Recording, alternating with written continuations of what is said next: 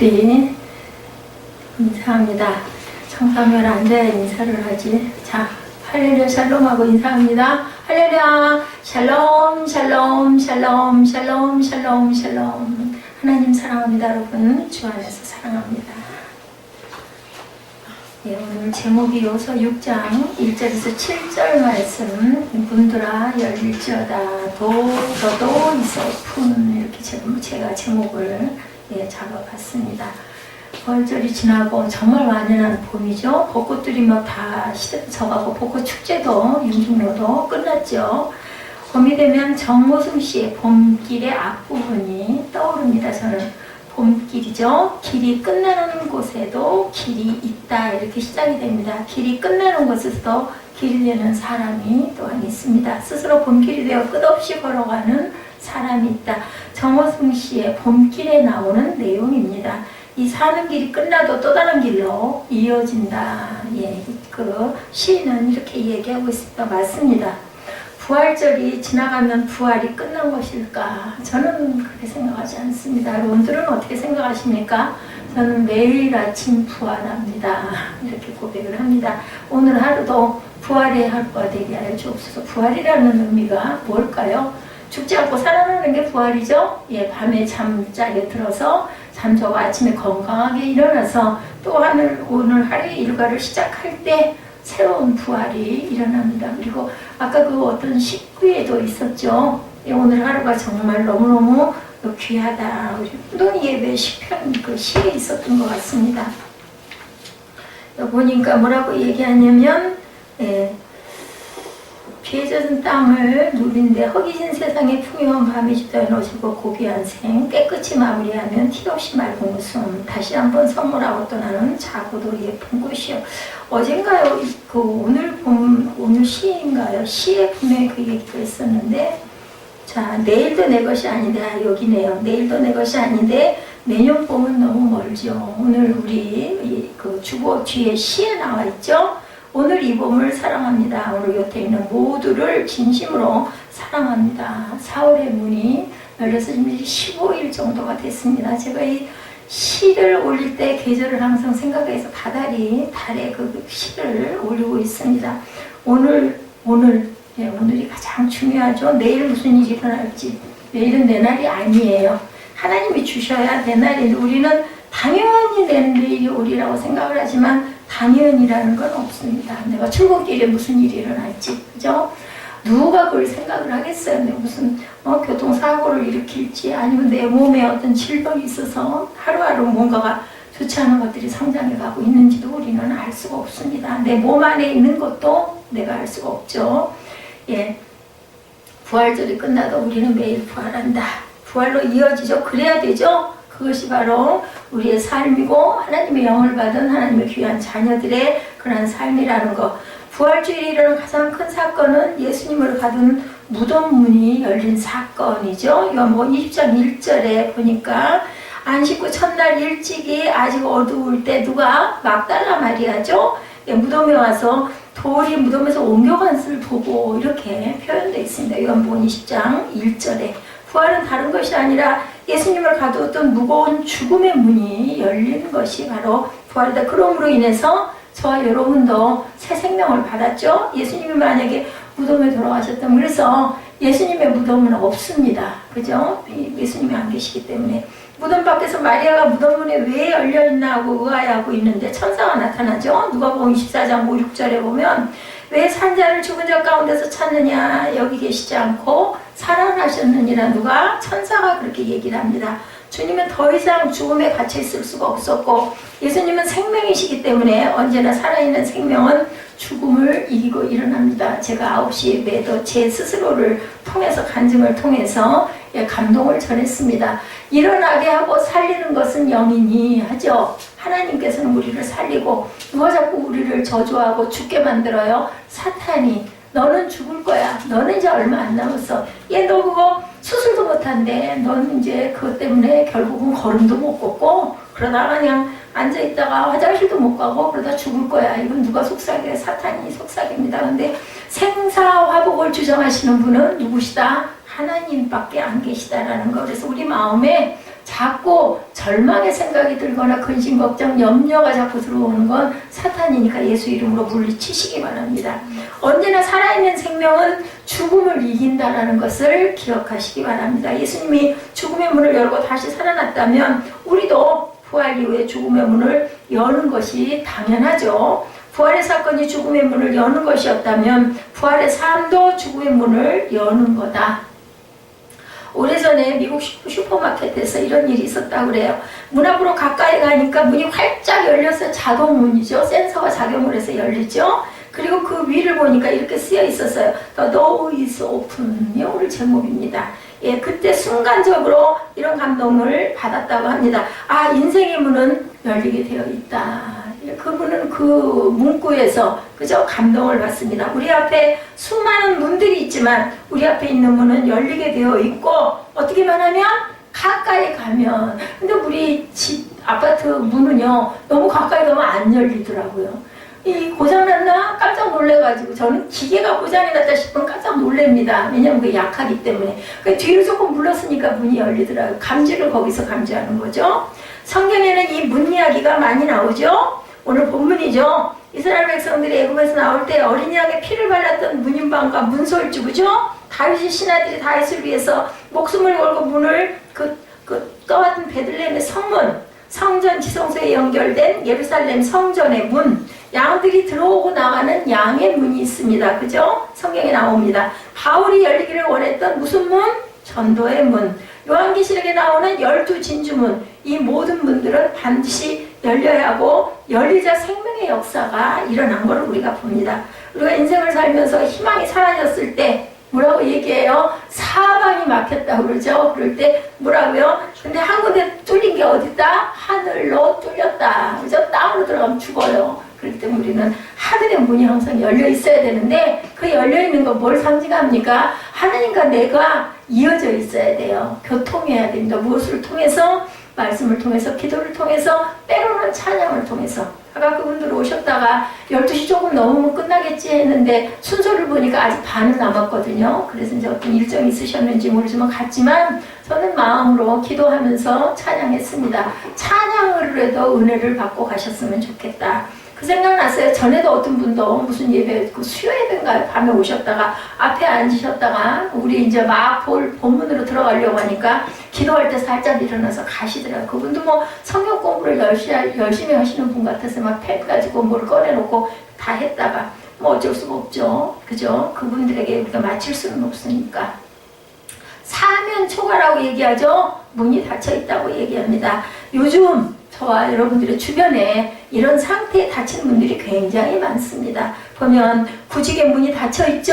경제의 문이 닫혀 있습니다. 정치의 문도 닫혀 있고 남북의 문들이 모두 닫혀 있습니다. 우리나라는 특히 열문, 중차대한문, 남북 통일의 문이 열려 있어야 됩니다. 우리가 어떻게 해야 이 막힌 문들을 열 수 있을까? 오늘 본문 6장 1절 우리 함께 읽어보도록 합니다.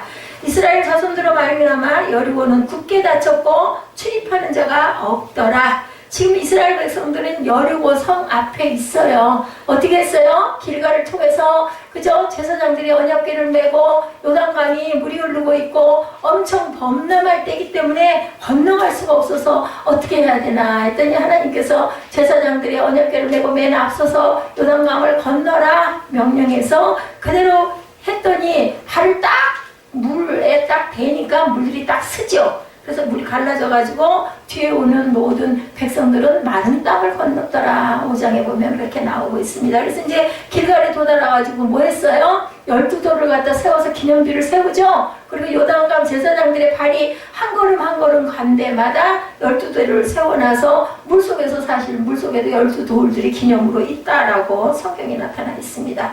1절에 6장 1절에 여리고성이 굳게 닫혔고 출입하는 자가 없더라. 예, 뭐 했는데 요단강 건너서 길갈에서 이제는 제단 쌓고 여리고성 문 앞에 왔는데 문이 닫혀 있습니다.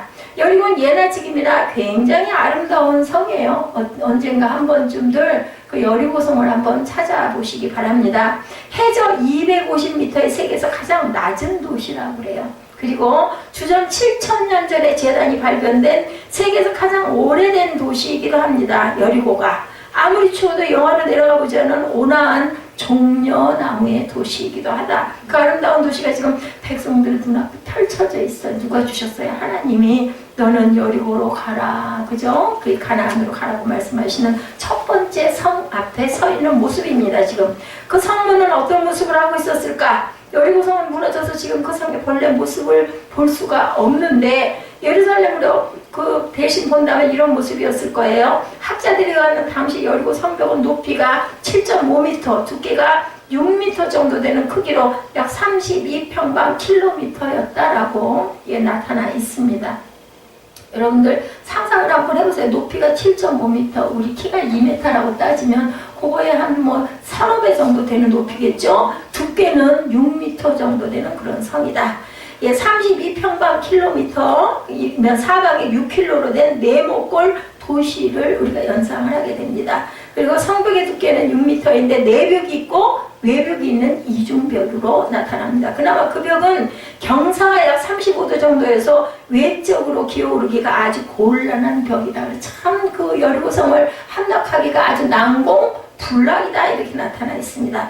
얼마나 견고하고 두껍고 튼튼한지 뭐 쉬운 얘기로 개미새끼 한 마리도 침입할 수 없을 만큼의 난공불락의 성인데 성벽은 보통 성의 2배 이상 크기였고 두께는 오늘날의 4차선 도로와 맞먹는 두께라고 합니다. 특별히 요새화된 중요 부분은 높이가 7.5m에 두께가 6m를 훨씬 넘어서 웬만한 공격에는 끄떡도 오지 않을 그러한 성이었다. 게다가 요소마다 설치된 망루에 서면 올라서면 수 킬로미터까지 시야가 확보가 돼서 다 내려다볼 수가 있어서 적군의 동태를 한눈에 살펴볼 수 있는 그런 성이었고 그야말로 최첨단 방어시설로 무장이 되어 있는 그러한 요새 여리고성이 얼마나 견고한 성이었는지 성경에 여러 차례 언급하죠. 민수기 13장에서 12정탐꾼들의 보고가 나오죠. 13장 28절에 보면 그러나 그 땅 범위는 강하고 성읍은 견고하고 심이 클 뿐 아니라 거기서 안악자손을 보았다. 이 안악자손이라는 건 거인족이에요. 그래서 예를 들어 제가 저는 또 키도 엄청 적어졌습니다만 제가 볼 때는 이렇게 올려다요. 보통 2m가 훨씬 넘는 키를 갖고 있는 아주 장대한 그런 그 혈족들이었다 그러죠. 그래서 정탐꾼들은 여리고성이 견고하고 크다고 여기서도 얘기를 합니다. 신명기 1장 28절에도 우리가 어디로 갈고 우리의 형제들이 우리로 납신케 하여 말하기를 그 백성은 우리보다 장대하며 그 성읍은 크고 그 성곽은 하늘에 닿았다라고 얘기를 얼마나 높이 보였고 크고 웅장했으면 이렇게 얘기합니다. 여리고성이 얼마나 컸는지 그 성곽이 하늘 끝에 닿았다라고 얘기할 정도의 모습이었다. 자, 이스라엘 남북이 중요지기도 하고 동서의 중앙지기도 할 정도로 이스라엘 전체 어떤 여리고는 요충지대로 나타나고 있습니다. 만일 여호수아가 이스라엘을 정복을 하려고 하면 반드시 여리고성을 먼저 정복하지 않으면 안 될 정도의 아주 중요한 요충지였다. 여리고를 정복하면 가나안을 남북으로 차단하는 효과가 있고 동서를 가로막는 효과도 있는 지역이 바로 여리고이고 여리고 성이었다는 거죠. 실제로 1차 세계대전 때 영국의 발렌비 장군도 여호수아의 이 작전을 모방해서 먼저 여리고를 점령하고 그 다음에 팔레스타인을 점령했다라고 역사적으로도 나타나 있습니다. 1차 세계대전 때. 여리고는 그만큼 중요한 요충지이고 도시고 가나안을 약속의 땅으로 만들려면 반드시 정복하지 않으면 안 되는 그러한 정복지였다. 문제는 여리고가 크고 견고한 게 문제여서 이걸 도대체 어떻게 얼마나들 지치고 무슨 무장이 되지도 않고 아니면 훈련이 되지도 않은 이스라엘 백성들이 이 여리고를 어떻게 정복을 하냐고요. 그건 뭘 얘기를 해요? 불가능한 것을 얘기를 하고 있습니다. 하나님께서는 언제 가능하게 하세요? 불가능할 때 가능하게 하십니다. 가능한 거 누가 하면 돼요? 제가 하면 돼요. 우리가 하면 됩니다. 근데 안 되는 거를 이루어주시는 분이 하나님이시다라는 것을 여리고를 통해서도 말씀을 합니다. 이스라엘 자손들로 말미암아 여리고는 굳게 닫혔고 출입하는 자가 없더라 이렇게 나타나죠. 굳게 닫힌 여리고 그나마 반드시 그런데 점령해야 할 여리고성은 부활절 이후에 우리를 막고선 장애물과 같다. 우리 장애물 많죠 여러분들? 일상생활에 오늘의 장애물 아니면 또 내 인생의 장애물 아니면 이 한 달 동안 내가 꼭 이걸 정복하고 이루어야 할 그 많은 장애물들이 바로 이러한 여리고는 아닌지 묵상하시기 바랍니다. 쉽지는 않지만 우리가 살기 위해서는 반드시 건너야 할 장애물이고, 이것이 저와 여러분에게 오늘 말씀을 통해서 여리고 문이 열리기를 바란다. 그래서 오늘 제목이 The door is open. 문이 열렸는데 어떻게만 하면? 가까이 가기만 하면. 무슨 문이? 자동문이. 자동문의 통로는 누구? 예수 그리스도십니다. 뭐에 맞닿아 있기만 하면 내 파장이 거기 전자정치에 가서 닿기만 하면 문은 열립니다. 그래서 하늘에 계신 하나님과 내가 같이 연결되어 있기만 하면 모든 문들이 열릴 수 있다는 것을 잊지 마시기 바랍니다. 하나님의 약속대로 반드시 열린다. 이를 위해서 가장 먼저 기약할 것이 오늘 본문 2절이죠. 야훼께서 여호수아에게 이르시되 보라 내가 여리고와 그 왕과 용사들을 내 손에 넘겨주었다 라고 얘기를 합니다. 말도 안 돼. 도저히 점령도 안 되는 이 문을 하나님께서는 뭐 증거가 있냐고요. 그걸 어떻게 점령을 해. 근데도 2절에 말도 안 되는 말씀을 하시는 거죠. 여호수아에게 말씀하죠. 2절 봅니다. 보라 내가 여리고와 그 왕과 용사들을 내 손에 넘겨주었다. 그 뭐예요? 네가 주인이야. 이제는 그건 네 거야 라고 얘기를 합니다. 그래서 하나님은 여리고를 이미 여호수아에게 넘겼다 라고 결론을 내려서 말씀하고 계십니다. 원문에 보니까 내가 내게 주었느니 I gave you 이렇게 증거합니다. 저는 정말 이래서 영어고 짧은 단어들이 정말 은혜가 와요. 뭐 저 영어 못합니다. 모릅니다. 근데 눈에 꽂히는 거는 그렇게 짧은 거. 그래서 우리 중고등부 꿈동이들한테도 항상 질문을 하는 거는 아주 쉬운 것만 질문을 합니다. 그걸로 좀 꽂혔으면 싶어서. 완료형이죠. I gave you. 자, 우리가 싸운 후에 준다는 게 아니라 싸우기 전에 이미 너한테 줬어. 그거 네가 찾아 먹어. 사무엘에게 너 과자 갖다 놓은 거 봤니? 아니 못 봤는데. 그래서 너 찾아봐. 있어. 그래서 어디 있는데? 그건 네가 찾아. 100칸이나 되니 우리 집에? 그것도 찾아 먹을 그런 노력도 안 할 거면 너는 자격이 없어. 이미 갖다 놓은 것도 집어다가 입에다 이것도 다 일이죠. 그죠? 찾아다가 집어넣어야 돼. 그거 싫으면 안 먹어야 되는 거예요. 선택은 누구 몫이다? 내 몫이다. 내가 해야 되는 거다. 자, 내가는 누구예요? 하나님이 내가 너에게 주었다. I gave you 하고 얘기를 합니다. 근데 우리는 그걸 발견하지 못하고 뭐래요? 40년 광야를 돕니다. 3주일이면 한 달이면 갈 수 있는 거리를 40년 동안 뱅글뱅글 돕니다. 그러다가도 가나안을 발견하고 찾으면 감사하고 다행인데 못 찾고 가는 사람들도 너무 많다라는 거죠. 그게 문제입니다. 바로 내가 이미 여리고를 내 손에 넘겼다. 하나님이 여리고와 싸우기도 전에 이미 여호수아에게 주었다. 이미 딱 결론은 내려진 겁니다. 자, 모든 재산, 모든 통치권, 모든 소유권을 누구에게? 여호수아에게 이제 이미 너한테 줬어. 그러니까 그건 네가 가서 딱 들어가기만 하면 되는 거예요. 너 요단강 건널 수 있어? 하나님 어떻게 건너요? 물이 저렇게 무섭게 흐르고 있고요. 들어가면 키를 넘어서 내가 빠져 죽을 건데요. 그랬더니 하나님께서 방법도 알려주시죠. 언약궤를 메고 맨 앞에 제사장이 물에 발을 담궈라. 그럼 믿음 없으면 하겠어요? 여러분들 다 거기 들어갈 때는 꼴까닥 죽을 텐데 그게 문제예요. 아니 들어가는 게 답이라고 들어가면 되지. 우리는 객관적으로 다 그 얘기를 합니다. 아니 들어가려잖아. 들어가. 근데 만약에 내가 다쳤어. 들어가시겠어요? 나 죽을 것 같은데. 그건 뭐예요? 선택입니다. 내가 선택하느냐 안 하느냐에 달려있다. 하나님이 가나안을 이미 이스라엘 백성에게 주었다는 많은 약속을 하시죠. 뭐라고 그랬어요? 갈대아 우르를 떠난 지 얼마 안 된 아브라함에게 내 이 땅을 동안 내 전선에게 주리라 말씀을 합니다. 뭐처럼? 하늘의 별처럼 바다의 모래처럼 내 민족이 창대하게 될 거다라고 말씀하셨어요. 그죠? 자, 하나님으로 떠나는 야곱에게 베델에서 너 누운 이 땅을 내가 너와 내 자손에게 주리라 하고 말씀을 하셨습니다. 하나님 거짓말쟁이 뭘 줘. 죽이는 내가 지금 당장에 얼어 죽게 생겼는데 배가 고파 죽겠는데 길도 모르겠는데 참 이상해 하나님. 응? 그죠? 거짓말하신 하나님이실까요? 아니신 겁니다. 언제 알아요? 나중에 인생을 야곱이 그죠? 80세쯤 살고 나니까 이게 하나님이 역사하셨구나. 그죠? 삼촌 갔던 아람에 간 것도 거기서 20년 동안 종살이를 한 것도 그 하나님을 만나서 하나님의 천사와 씨름을 한 것도 내가 환덕도가 부러진 것도 다 하나님께서 나를 만드시느라고. 이 한나의 고백입니다. 제가 아까도 얘기를 했지만 하나님께서는 정말 좋은 걸 너무 많이 주셨고 그 오만이 안 꺾이니까 그만 달싹 그죠? 걸음을 많이 못 걷게 하고 그죠? 내 자존감을 낮추시느라고 내 주변에 있는 모든 것들을 막아버리고 다 끊어버리고 떠나게 해버리고, 근데도 뭐 하셨어요? 죽이시지는 않는 하나님이다. 내 질병에서 도저히 이거는 안 될 것 같아 했는데 하나님께서는 내가 너를 고쳐주리라, 너는 이미 다 치료받았어 라는 말씀을 주십니다. 그걸 받고 안 받고는 내가 결단하는 것에 있다. 다 손에다 집어줬어요. 그리고 입에다 넣기만 하면 되는데, 그것도 귀찮으면 무슨 말이 있어요? 옛말에 누워서 떡 먹기. 근데 그것도 귀찮고, 나 안 먹고 싶어 하면 안 먹으면 되는 겁니다. 선택은 저와 여러분의 몫이다.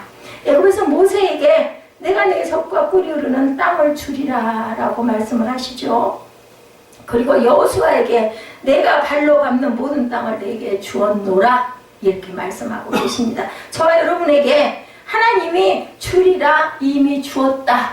결론이 내려졌어요. 그 속에 가나안의 모든 땅 여리고도 포함되어 있다. 우리의 생활에 여리고도 포함되어 있다라는 것을 잊지 마시기 바랍니다. 하나님이 다 주시겠다고 약속했는데 왜 여리고만 빼놓겠느냐고요. 여리고가 거기 있는 엄연한 땅이고 엄연한 성이면 그것도 내 것이죠. 그죠? 그걸 알고 내가 그것을 그죠? 용기 있게 담대하게 하나님이 주신 영으로 씩씩하게 점령하기만 하면 된다라는 거죠. 하나님의 약속은 어때요? 한 번 하신 약속은 절대로 실현치도 아니하시고 바꾸시지도 아니하시는 하나님이다. 민수기 23장 19절입니다. 하나님은 사랑이 아니시니 거짓말을 하지 아니하시고 인생이 아니시니 후회가 없으시도다. 하나님이 결론 내린 부분은 절대로 바뀌지도 않고 후회도 없다. 사람도 웬만한 약속은 성회라 지키려고 노력하지. 친구하고 약속을 하고 나면 그 약속 애까지 그 입으로만 말하고는 안 지킬 거야. 그래? 안 그러지? 그지? 지키려고 노력해. 하물며 하나님이시겠느냐는 거죠. 전능하신 하나님이 한 번 말한 것을 행하지 않지 않다. 신앙의 원리는 항상 하나님의 약속이 우리의 믿음보다 크고 하나님의 은혜가 우리의 노력보다 항상 큽니다. 사무엘아, 눈을 아래로 내리깔고 있으면 졸려. 누구나 그래. 하나님의 응답이 우리의 기도보다 항상 크십니다. 하나님이 주실 수 있는 것을 우리가 얻을 수 있는 것보다 크다라는 것을 잊지 마시기 바랍니다. 그래서 찬양에 뭐가 있어요? 내 입을 크게 열라, 이 고백이 있습니다. 여러분들 말씀의 은혜가 안 되고 말씀이 너무 지루하고 그럴 때는 찬양으로 은혜를 느끼시기 바랍니다. 그러면 제가 여러분들에게 드린 말씀은 하나도 기억이 안 나도 가끔 때로는 찬양이 내 귀에서 울리기도 할 거예요. 그렇게라도 해서 은혜를 받으시고 찬양의 가사를 통해서 내 입술에 고백이 되어지시기를 주님의 이름으로 축복합니다. 왜냐하면 찬양의 모든 가사들은 성경에 입각한 그런 가사들이기 때문이죠. 여리고 성벽의 문을 여는 첫 번째 원리는 은혜의 원리다. 어떻게 해서 은혜의 원리일까? 여리고는 우리의 수고 이전에 하나님의 은혜로 주어졌어요. 아까 제가 여러분 1, 2절에 고백을 했듯이, 그렇죠? 이렇게 뭐라고 말씀하세요? 이스라엘 자손들로 말미암아 여리고는 굳게 닫혔고 출입하는 자가 없었는데 여호와께서 여호수아에게 이르시되 보라, 내가 여리고와 그 왕과 용사들을 내 손에 넘겨 주었으니 너희 모든 군사는 그 성을 둘러 성주의를 매일 한 번씩 돌되 엿새 동안을 그리하라. 참 친절하시고 세밀하신 하나님이다. 왜냐하면 방법까지 다 알려주시는 하나님. 여리고를 돌아라. 몇 번을 6번을 매일 한 바퀴씩 방법까지 알려주세요. 아니 우리도 마찬가지예요. 성경에 다 답이 나와 있어요. 근데 그냥 성경을 그냥 하나의 말씀으로만 읽고 넘어가면 첫날을 읽어도 전혀 변화가 없습니다. 내게 주신 말씀으로 받아야 되는데 거기에 뭐가 플러스가 돼야 될까요? 여러분들 성령께서 플러스가 돼야 깨닫게 하십니다. 근데 첫째는 내 자세가 중요해요. 내가 받으려고 하는, 깨달으려고 하는 열심과 노력이 분명히 필요합니다. 가만히 있는데 감이 하늘에서 뚝 떨어져도 입 안 벌리고 있으면 입으로 안 떨어지죠? 여러분들 입을 벌리시기 바랍니다. 어떤 목사님의 어머니가 돌아가셨대요. 그래서 조문을 그 전화로 먼저 위로를 했다고 합니다. 그때 그 친구 목사가 한 말이 기억이 난다고 그래요. 어머니 돌아가셔서 제일 힘든 것은 내가 세상에서 더 이상 실수할 사람이 없다는 거야. 저는 참 이 대목, 이 감정에서 굉장히 은혜를 받았습니다. 그러면서 제가 제 아들 생각을 했습니다. 그래, 엄마에게는 나이가 아무리 먹어도 50이 되고 60이 돼도 어머니가 살아계시면 내가 그 어머니에게 실수할 수 있는 대상이 있다라는 위로가 되는구나, 이런 생각을 하면서 내 아들이, 어린 아들이 나한테 자꾸 실수하고 거짓말하고 그저 말 안 듣고 하는 것도 엄마이기 때문에 그럴 수 있겠구나 라는 생각을 제가 했습니다. 처음에는 그 말의 그 뜻을 우리가 알 수 없을지 모르지만 저는 금방 공감했습니다. 어머니는 실수에도 좋은 사람, 실수에도 언제나 받아주시는 분이 바로 내 어머니다.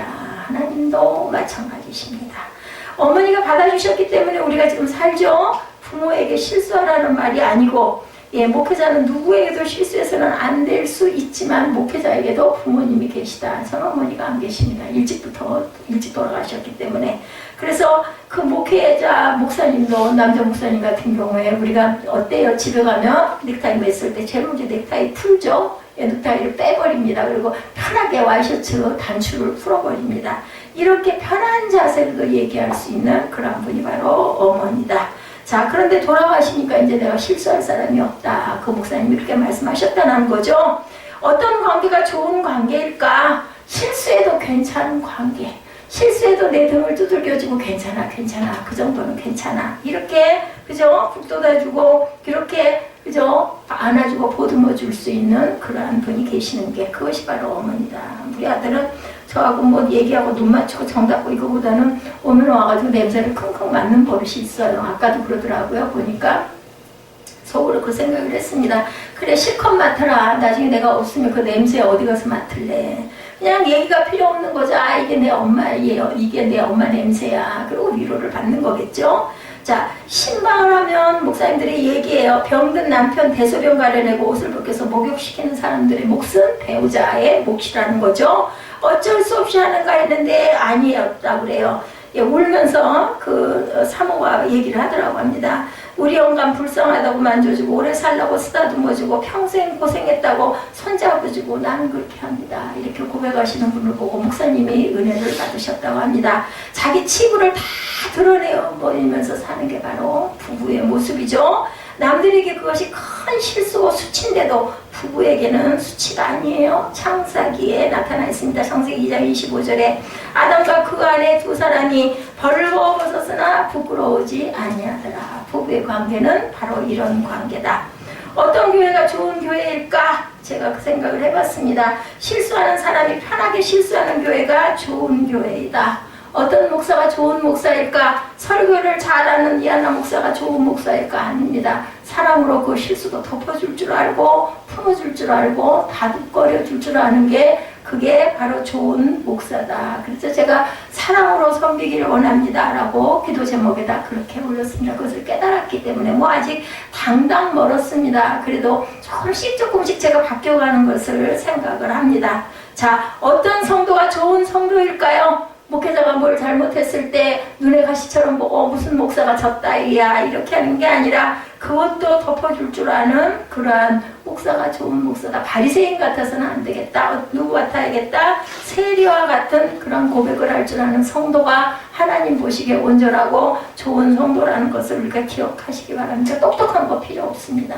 그냥 내가 잘못했으나 아이고 하나님 잘못했습니다 하고 고백할 줄 아는, 나를 열어내놓을 줄 아는, 실수를 부끄럽게 여기지 않는 성도를 하나님께서는 이쁘게 보신다라는 거, 그리고 은혜를 주신다라는 걸 잊지 마시기 바랍니다. 왜요? 부모 앞에서 실수할 수 있기 때문에. 아까 제가 비유했죠. 엄마 앞에서 나는 실수할 수 있다. 얼마든지. 누가복음 6장 7절입니다. 서기관과 바리새인들이 예수를 고발할 증거를 찾으려 하여 안식일에 병을 고치시는가 엿보니 이렇게 얘기합니다. 누가복음 14장 1절에도 안식일에 예수께서 한 바리새인 지도자의 집에 떡잡수시러 들어가시니 그들이 엿보고 있더라. 누가복음 20장 20절에도 똑같은 얘기가 막 나옵니다. 모두 다 세 번이죠. 남이 살아나 못하나 꼬투리 잡는 데 시간을 보내는 교회는 좋은 교회가 아니다. 실수를 많이 하라는 게 아니고 실수해도 용납하는 교회가 좋은 교회고, 상대방이 나를 기다려주고 덮어주는구나 할 때 사람들은 은혜를 받고 변한다는 것을 우리가 기억해야 된다. 하물며 아이들이야 오죽이나 하겠습니까? 아까도 저는 아주 너무 감동을 받아가지고 아이들이 졸을까봐 9시 예배는 특히 제가 신경을 많이 씁니다. 그래가지고는 계속 이름을 부르면서 내 마음에 그 간절한 마음을, 내 간증을 전했는데도 전혀 아랑곳하지 않더라고요. 그러면 어때요? 마음이 실망스럽죠. 이렇게 얘기를 해도 전혀 안 들리고 못 느끼는구나. 근데 나중에 그런 생각이 들더라고요. 언젠가는 깨달을 것이야. 예, 제가 없어지더라도 언젠가는. 그죠? 하나님 우리의 실수 때문에 관계를 깨지 않는 분이라는 것을 우리가 알아야 될 거고, 그런 실수 때문에 내가 마음에 낙심하고 상대방을 미워해서는 절대가 안 되겠다. 우리의 관계는 여러분들 율법적 행위의 관계가 아니라 은혜적 약속의 관계여야 한다. 그리고 나로 인해서 상대방이 죄를 짓게 절대 해서는 안 되겠다라는 거죠. 내가 누구를 미워하면 그 사람이 알아요. 미워하는 거. 호감이 아니고 비호감이면 당장이 압니다. 그래서 또 똑같이 미워하게 되고 더 등한하게 되고 교회에 더 열정이 없어지고 말씀 속에 더 거하지 않게 되면 내가 죄를 짓는 거니까 그 마음이 없게 하려면 어떻게 해야 될까요? 그러할지라도 사랑으로 보듬어 줄 줄 알아야 되겠다. 자, 약속하신 주님입니다. 히브리서 6장 12절에 절대로 변개하시지 아니하시는 하나님이라 내가 너를 떠나지 않으니라 내가 너를 버리지 아니하리라. 히브리서 6장 14절 내가 반드시 나에게 복주고 복주면 너는 번성케 하고 번성케 하리라 라고 말씀을 합니다. 반드시 어떠한 상황에서도 너에게 복주고 복주고 번성케 하리라 믿으시기 바랍니다. 믿는 분에게 은혜가 임합니다. 입술로 항상 아멘 하시기 바랍니다. 하나님의 약속을 믿고 하나님의 은혜를 믿고 하나님 은혜로 애굽을 떠난 저와 여러분에게 홍해바다를 건너게 하고 광야를 통과하게 하고 여리고도 요단도 건너고 정복하게 하는 하나님이라는 것을 믿었을 때 뭐가 열려요? 문이 열립니다. 오픈도어가 됩니다. 이것이 바로 은혜입니다. 예, 각자의 삶 속에 각자의 일생 속에 있는 여리고들을 점령할 수 있는 것은 하나님의 은혜로만 가능하다. 그리고 우리가 순종한 만큼 열립니다. 내가 노력하고 내가 다가갔을 때 문이 열리지 노력하고 걸어서 다가가지 않으면 문은 자동문은 절대로 열리지 않는다. 아까 말씀드렸죠? 우리 아파트 문은 바짝 가면 안 열리고 오히려 조금 뒤로 물러나면 열리더라. 어떻게 살아요? 경험을 통해서 압니다. 처음에는 깜짝 놀라서 왜 문이 안 열려? 나가야 되는데 마음은 급해 죽겠는데 그래가지고 이거 큰일 났네 하고는 뒤로 멈칫했더니 이렇게 하니까 문이 열리더라고요. 그것도 우리가 실수와 실수를 자꾸 거듭해 보면서 용기 있게 앞으로 나아갔을 때 그래도 분명히 문이니까 열릴 거야. 이 믿음을 가졌을 때 문이 열린다라는 거. 우리가 순종하는 만큼 열립니다. 여호수아 6장 3절 세 번째 절입니다. 너희 모든 군사는 그 성을 둘러 성주의를 매일 한 번씩 돌 때 엿새 동안 그리하리라. 아까 제가 읽었죠 미리. 하나님이 주신 약속을 굳게 믿고 여리고 앞에 다가간 백성들에게 하나님이 명령하죠. 뭘 하라고요? 아무것도 할 게 없어요. 가장 쉬운 방법. 그냥 돌아. 얼만큼씩 하루에 한 바퀴씩 돌고 언약궤를 따라서 돌아라 라고 말씀합니다. 여기도 규칙은 있습니다. 언약궤를 따라서 하루에 한 번만 소리 내지 말고 조용히 돌아라. 자, 언약이 사실 이 명령이 좋은 명령이 아니죠. 우리 같으면 막 아이고 하나님 열어주세요 열어주세요 막 소리 지르면서 기도하면서 이거 안 열리면 우리 큰일 나요 우리 죽어요 그럴 수 있을 텐데 하나님께서는 그냥 돌기만 해. 말하지 말고 돌아. 뭐예요? 순종하라는 거예요. 사람의 방법으로는 그건 아닐 것 같아. 정말 아닐 것 같은데도 하나님께서는 반대로 얘기하실 때가 많다는 걸 우리가 알아야 되고 순종하는 마음으로 내가 잘났다고 내가 앞서가지 말고 하나님의 방법대로 하는 게 가장 중요하다. 완전 무정한 여리고에 대해서 이스라엘 백성들이 취할 작전으로는 굉장히 말도 안 되는 소리 같죠. 무슨 그 성을 돌면 뭐가 무너져. 말도 안 돼요. 그죠? 백성들의 이런 명령을 기대했겠죠. 너희 중에 특수부대를 동원해서 성벽을 부숴라. 그러면 아마 가능성이 있을 것 같기도 한데 하나님께서는 무조건 돌라. 그러면 부숴도 안 되지 않겠어요? 아까 말했죠. 4차선 도로의 넓이보다 더 두꺼운 두께다. 그걸 뭐 부순다고 그게 깨지겠냐고요. 밤에 몰래 여리고로 들어가서 땅굴을 파라. 특공대를 파견해라. 뭐 이러면 그래서 혹시나 될 수도 있을까? 그게 제압할 방법이 될 수도 있을까? 근데 엉뚱하죠? 돌기만 하래요. 그죠? 예, 해볼만 할 텐데 하나님의 명령 너무 평범하다. 성을 한 바퀴씩 돌라. 하루에 딱 한 바퀴만 돌아라. 너무 쉽죠? 그리고 마지막 날에는 7바퀴를 돌고 뭐하라? 그때 이제 소리를 내는데 어떻게? 소리가 아니라 나팔을 크게 불어라. 예, 나팔을 크게 봅니다. 자, 그런데 이스라엘 백성이 이 명령에 순종을 하고 그날 마지막 날 여리고는 무너졌습니다. 한 바퀴 돌 때마다 조금씩 무너지면 우리가 소망이라도 있을 텐데 말짱했다가 마지막까지 결국 뭐야? 끝까지 경주하라는 거예요. 끝까지. 믿다가 말아버리면 안 돼요. 하나가 에이 되기는 뭐가 돼 해서는 안 돼요. 약을 먹어도 언제까지? 끝까지 먹어야 할 때까지 먹어야 된다. 하나님의 관점은 여리고가 무너지는 것이 문제가 아니라 순종이 문제라는 거. 순종이 뭐보다 낫다? 제사보다 낫다. 그죠? 여리고는 하나님이 눈 깜짝할 사이에 무너집니다. 천지를 창조하신 분이 그걸 하나 못 무너뜨릴 리가 없죠. 뭐예요? 믿음이에요. 믿음과 순종입니다. 그런데 무너지기 어려운 것은 누구의 마음? 결국은 그거 무너뜨리는 건 일도 아닌데, 식은 뭐 먹기? 죽 먹기인데, 중요한 건 사람의 마음이다. 사무엘아, 그렇게 하고 앉지 말라고 그랬지. 너 어저께 휴대폰도 없었을 거고 할 텐데 잠 안 잤어? 근데 왜 고개를 꺾고 앉았어? 용돈 안 줘. 너 지난주 내내, 일주일 내내 내가 집으로 쫓아다니게 만들었어. 응? 그래, 내가 얘기를 했지, 어저께. 용돈을 줄 수가 없는 상황. 근데 이 시간까지 졸면 재고의 여지가 없다는 걸 이해하기 바래. 응? 자려고 태어났냐고. 자, 사람의 마음이 문제다. 사람 속에는 불순종을 무너뜨리는 것이 가장 힘듭니다. 그런데 이스라엘 백성은 뭐 했어요? 순종했어요. 돌래니까 돌아야죠. 돌았어요. 근데 마음속으로는 아마 분심이 많았을 거야. 이거 한다고 무너지겠어? 근데 어떻게? 방법이 없으니까, 사람의 힘으로는 도저히 안 되게 생겼으니까 돌라고 하시니까 돌아야지 하고 돌았을 거예요. 무너지는 걸 바라보고 돈 사람이 과연 여호수아와 갈렙 정도였을까요? 제 생각에는 그렇습니다. 자, 7번 돌아라 했을 때 7번 돌았고, 나팔을 불라고 할 때 나팔을 불었습니다. 순종이 중요하다. 우리가 순종하면 하나님이 뭐한다? 일한다. 사람이 할 수 있는 거. 그래, 네가 한번 해봐. 노력해야지 하잖아요. 학교 가서도 공부 열심히 해야 성적이 좋은 성적이 나오잖아요. 시험 잘 보려면 열심히 해야 합니다. 그건 뭐예요? 내가 할 몫은 열심히 하는 거예요. 맨 마지막은 하나님이 일하신다는 걸 믿는 믿음이 중요하다. 내가 아무리 잘났다고 해도, 그죠? 결론은 하나님이 하신다. 어느 대기업에서 취직시험을 보는데 문제가 구구단을 3번 쓰라는 것이었다고 합니다. 네, 그래서 우리나라 최고의 기업에서 어떻게 이런 문제가 나오겠어요? 상상을 할 수 없는 문제잖아요. 구구단 3번이야뭐 누가 못 쓰겠습니까? 여러분들 다 외우시죠? 예, 그래서 그렇게 뻔한 문제를, 말도 안 되는 문제를 내다니 사람들은 동요하기 시작을 했다고 합니다. 어떤 사람은 문제만 쳐다보고 있고, 어떤 사람은 쓰다가 말고, 어떤 사람은 문제가 너무 쉬워서 기분 나쁘다면서 앉아있고, 반응이 여러 가지 가장 각색이었다고 합니다. 여러분은 어떻게 하시겠어요? 저 같으면 썼을 것 같아요. 못 쓰라는 데 쓰면 되죠. 그죠? 다른 생각을 할 필요가 없어요. 그 중에 한 사람이 아주 성실하게 답을 썼어요. 꼼꼼하게 3번을 씁니다. 나중에 시험관이 수험생들을 물어봤다고 그래. 이번 문제는 여러분이 아느냐 모르느냐의 문제가 아니었습니다. 얼만큼 성실하게 쓰는가를 보려는 문제였습니다.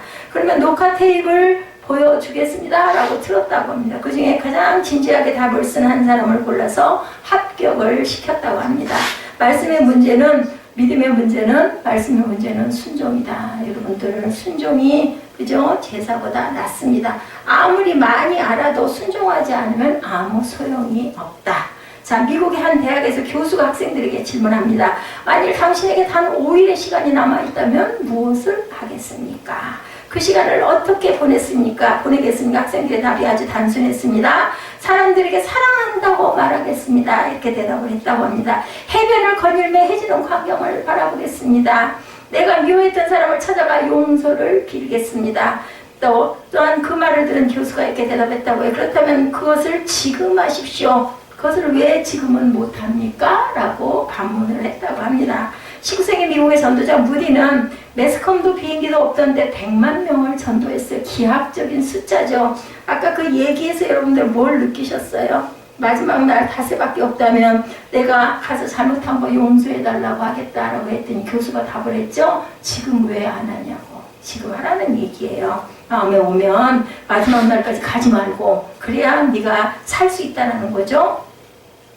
초등학교밖에 나오지 못한 무디가 그래서 문법적인 것들이 많이 틀렸다고 해요. 어느 날 설교를 마쳤는데 한 사람이 다가와서 이렇게 말했다고 합니다. 무디씨, 오늘 당신의 설교는 18군데나 문법이 틀렸습니다. 이 말을 들은 무디가 대답합니다. 죄송합니다. 그것은 제가 알고 있는 전부입니다. 18군데가 틀렸지만 내가 알고 있는 전부이기 때문에 그렇게 전할 수밖에 없었다. 그러면 당신은 그 좋은 말과 문법으로 얼마나 많은 사람들을 전도했습니까? 이렇게 무디가 반대로 되물었다고 합니다. 왜 지금 그 좋은 말을 사용하지 않는 겁니까? 문제는 순종이죠. 내가 알고 있으면 아는 것을 가지고 옆에다 뭐를 끼쳐야 된다? 좋은 영향을 끼쳐야 된다. 무리보다도 더 확실히 잘 알잖아요. 그죠? 그러니까 그거 지적하지 말고 옆 사람을 살리라는 겁니다. 자, 그래서 보면은 모든 말씀 속에서 헌신적 그 정서가 들어있어야 된다. 나는 부흥의 이후에 어떤 부흥에서 있었던 일입니다. 첫 번째 부흥의 이후에 새벽기도에 참여하겠습니다. 나는 부흥의 이후에 한 사람을 전도하겠습니다. 모든 교인이 정성껏 자기의 기록 카드에다 썼다고 그래요. 이제 예배를 드리고 부흥회가 끝나고 여러분 결단을 내용을 쓰십시오 했던 거예요.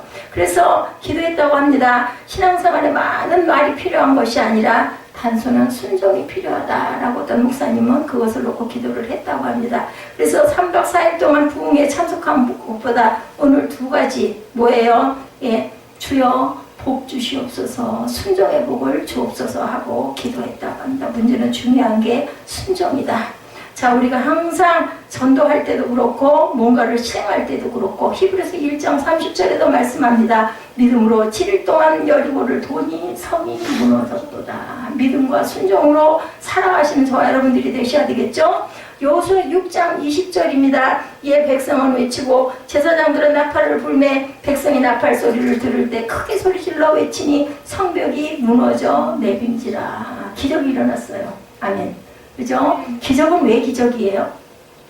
일어날 수 없는 일이기 때문에 기적이라고 합니다. 일어날 수 있는 일은 기적이 아니에요. 그죠? 우리가 말한 대로, 우리가 바라본 대로, 우리가 순종한 대로, 우리가 믿는 대로 문은 열린다라는 것을 잊지 마시기 바랍니다. 여리고 문이 열린 마지막 언어의 능력이죠. 여리고 성을 도는 백성들에게 하나님이 지시하신 것 10절입니다. 여호수아 6장 10절입니다. 여호수아가 백성에게 명령하이르되 너희는 외치지 말며 너희 음성을 들리게 하지 말며 너희 입에서 아무 말도 내지 말라. 심지어는 소리 내지 말라고 60절에 말씀하죠. 여리고성을 도는 백성은 반드시 뭐 해야 된다? 침묵해야 된다.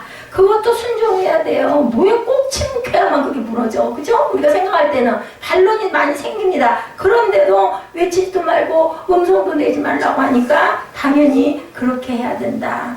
이스라엘 백성은 원망하던 민족들이죠. 엄청나게 광야 거의 40년 동안 원망을 무지무지하게 했어요.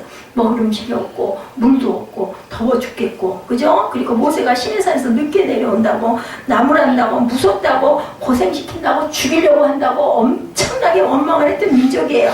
백성들은 원망으로 떼죽임을 당하기도 했습니다. 그러나 약속의 땅 가나안 땅에서는 원망하지 말아야 된다. 하나님이 말씀하시도록 입 다물고 조용히 침묵하고 순종만 해라고 여기서는 아주 명령을 하십니다. 또 너희 시끄러운 소리 하지 말라는 거예요. 그렇게 했다가 너는 죽으리라. 어떤 성경학자가 연구했다고 그래요. 성경에서 하나님이 말씀을 중단할 때가 있다. 백성이 원망할 때다. 이렇게 얘기를 했다고 합니다. 성경에서 원망자라는 백성의 입이 닫히기 전에 하나님은 결코 말씀하시지 아니하신다. 원망하면 하나님이 일하지 않죠. 우리 자녀들 야단칠 때 반대로 계속 말꼬리 붙잡고 말대답을 하면은 말도 하기 싫어요. 그냥 탁 때려주고 싶죠. 하나님도 똑같다는 거죠. 피타고라스가 얘기합니다. 침묵하라. 그렇지 못하겠거든. 침묵보다 더 나은 말하래요. 그런데 침묵은 다만 말없음이 아니죠. 헨리 나우엔이 말합니다. 침묵은 단지 입을 다무는 게 아니라 하나님으로부터 말하는 법을 배우는 것이다. 이렇게 얘기를 합니다. 우리가 침묵하라는 것은 묵상하라는 뜻이에요. 돌면서, 여리고성을 돌면서 마음으로 기도해라. 순종으로 제가 여리고성 돕니다. 하나님 돌라 하시니까 제가 순종하고 돕니다. 이걸 돌았을 때 하나님께서 역사해 주옵소서 하고 입 다물고 기도해라. 침묵보다 더 나은 말이 바로 믿음의 말입니다. 성을 돌 때 말을 하지 않은 대신 제사장이 뭐를 했어요? 양각 나팔을 높이 불죠. 그때 백성들도 큰 소리로 함성을 지르죠. 여리고는 무너지라 이렇게 소리를 지릅니다. 하나님의 능력으로 무너지라. 굳게 닫힌 여리고성은 열릴지어다. 견고한 성읍 하나님 무서운 줄 모르고 하늘까지 닿은 여리고는 무너질지어다. 제사장들이 양각 나팔을 불고 백성들은 소리 높이 외칠 때 놀라운 기적의 일이 일어나죠. 그렇게 견고하던 성문이 힘없이 열리더니 그렇게 육중하던 성이 한 번에 눈 깜짝할 사이에 와르르 무너져 버립니다. 우리가 살아가면서 말을 피할 수는 없어요. 그러나 그 말이 실수를 일으키고 상처를 주기 때문에 늘 조심해야 된다. 중국 철학자 수수가 인생을 바르게 보는 법, 놓아주는 법, 내려놓는 법이란 책에 사람들이 다른 사람의 말을 들을 때는 3번 채 걸으라고 얘기를 합니다. 3번. 예, 우리가 어떤 말을 들을 때 첫 번째 채는 그 말이 진실이냐, 예, 걸러내라는 거죠. 두 번째 채는 그 말이 좋은 서리에서 나온 말이냐, 또 한번 걸릅니다. 세 번째 채는 그 말이 정말 중요하냐, 이 3가지가 꼭 필요하다. 자, 먼저 진실이냐, 내용의 진실성을 우리가 파악할 줄 알아야 된다. 내용이 진실하지 않으면 듣지 말아라. 나에게 대해서 진실이 아닌 말은 그냥 넘어가고 상처받지 말라는 거예요. 갈등하지 말라는 겁니다. 다음은 그 말을 하는 사람이 선의를 가지고 나에게 얘기를 하고 있나를 생각해봐라. 만일 말하는 사람이 마음에서 나오는 선의로 했다면 그 말을 들을 필요가 있죠. 그러나 진실이 아니고 나를 꺾어내리고 그리고 내가 불순종하게 만들고 아니면 내가 그저 절망에 빠지게 하는 말이면 듣지 말라는 얘기입니다. 세 번째, 중요하냐 그 말이 내 삶에 정말 진지하고 중요한 말이냐. 여러분들 하루라는 오늘 주일을 여러분들에게 주셨어요. 그리고 지금 이 자리에까지 오시기까지 아까 11시경부터 따져도 지금 2시간이 됐습니다.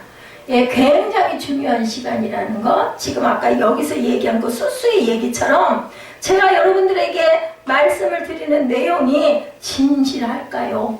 그죠? 한번 생각해 보시기 바랍니다. 두 번째 내용이 선의로 저 목사가 나한테 이 얘기들을 하고 있는가를 생각해 보시기 바랍니다. 세 번째, 정말 내가 중요한 얘기를 들어야 될 얘기야. 이 시간까지 여기 앉아가지고 이 귀한 시간에 이 휴일에 3가지를 생각해 보시고 판단하시고 받아들일 것인지 안 받아들일 것인지를 결정하시기 바랍니다. 우리의 삶이 중요하냐는 것, 중요하지도 않은 말로 시간을 절대로 허비하지 마시기 바랍니다. 여러분 안에 적용해 보셨습니까? 선으로 하지 않은 말에 속지 마시고 중요하지 않은 말에 시간 보내지 마시고 그리고 진실하지 않은 문제로 내가 상처를 받지 말아라.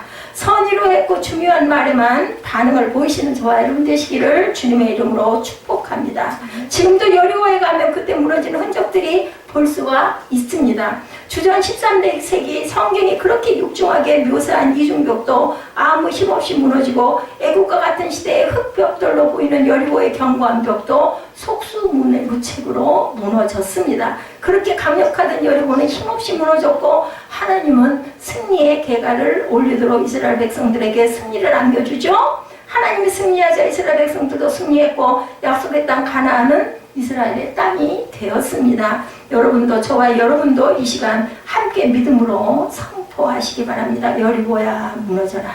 내 앞에 육중하게 버티고 있는 모든 종류의 여리고야 무너져라. 굳게 닫힌 여리고 문화 뭐할지어다 오픈도도 열릴지어다. 건강의 문, 학업의 문, 취업의 문, 그죠? 그리고 학업의 사업의 문화 열릴지어다. 새로 시작한 인생의 문, 모험의 문, 태의 문, 시험의 문, 성공의 문, 굳게 닫힌 영혼의 문, 철옹성 같은 전도의 문 열릴지어다. 문을 열고 내 영들을 내놓을지어다. 내 양들을 내놓을지어다. 이렇게 외치시기 바랍니다. 여러분들 성공하기 원하시잖아요. 여러분들 사업하기 원하시잖아요. 그러려면 어떻게 해야 될까요? 진실성이 있는 확실한 선의 하나님의 말씀을 믿고 입술로 고백하고 순종하셔서 축복을 받으시는 저와 여러분 되시기를 주님의 이름으로 축복합니다.